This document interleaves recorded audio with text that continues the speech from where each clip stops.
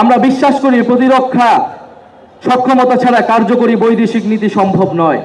গণপ্রতিরক্ষা দর্শনের ভিত্তিতে আমরা তরুণ জনগোষ্ঠীকে প্রশিক্ষিত করে সুশৃঙ্খল শক্তি হিসেবে দেশের সর্বাত্মক সেবায় উদ্বুদ্ধ করব। আমরা অত্যাধুনিক সারফেস টু এয়ার মিসাইল সিস্টেমের মাধ্যমে একটি শক্তিশালী কল্যাণমুখী অর্থনৈতিক দর্শন মেনে একটি আধুনিক অন্তর্ভুক্তিমূলক অর্থনীতি গড়ে তুলতে প্রতিশ্রুতিবদ্ধ। আমরা একটি প্রতিযোগিতামূলক বাজার ব্যবস্থা প্রতিষ্ঠা করব, যেখানে সিন্ডিকেটের দৌরাত্ম্য বরদাস্ত করা হবে না, অলিগার্ক শ্রেণীর প্রভাব ধ্বংস করা হবে এবং ক্ষুদ্র ও মাঝারি ব্যবসার বিকাশ নিশ্চিত করা হবে।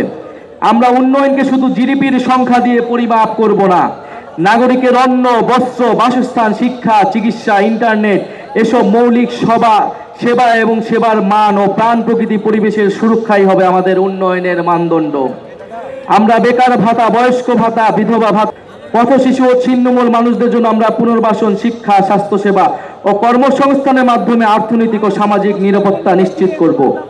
আমরা কর কাঠামোর ন্যায্য সংস্কারের মাধ্যমে ধনী গরিবের বৈষম্য কমিয়ে আনবো এবং সুষম উন্নয়ন নিশ্চিত করব।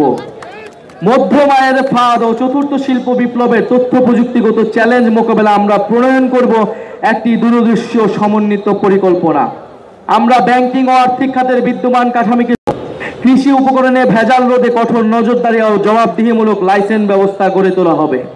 বিষমুক্ত এবং পুষ্টিকর খাদ্য উৎপাদন এবং কৃষি প্রক্রিয়াজাতকরণে বিনিয়োগ উৎসাহিত করে কৃষিকে রপ্তানিমুখী এবং টেকসই খাতে রূপান্তর করা হবে। একই সঙ্গে দেশীয় বীজ গবেষণা, সংরক্ষণ, বিতরণ ও সক্ষমতা বৃদ্ধি করে শুধু খাদ্য নিরাপত্তা নয়, খাদ্য সার্বভৌমত্ব নিশ্চিত করাই আমাদের অঙ্গীকার। শ্রমিক, আমাদের 18তম দফাটি হচ্ছে শ্রমিক কৃষকের অধিকার। আমরা বাংলাদেশের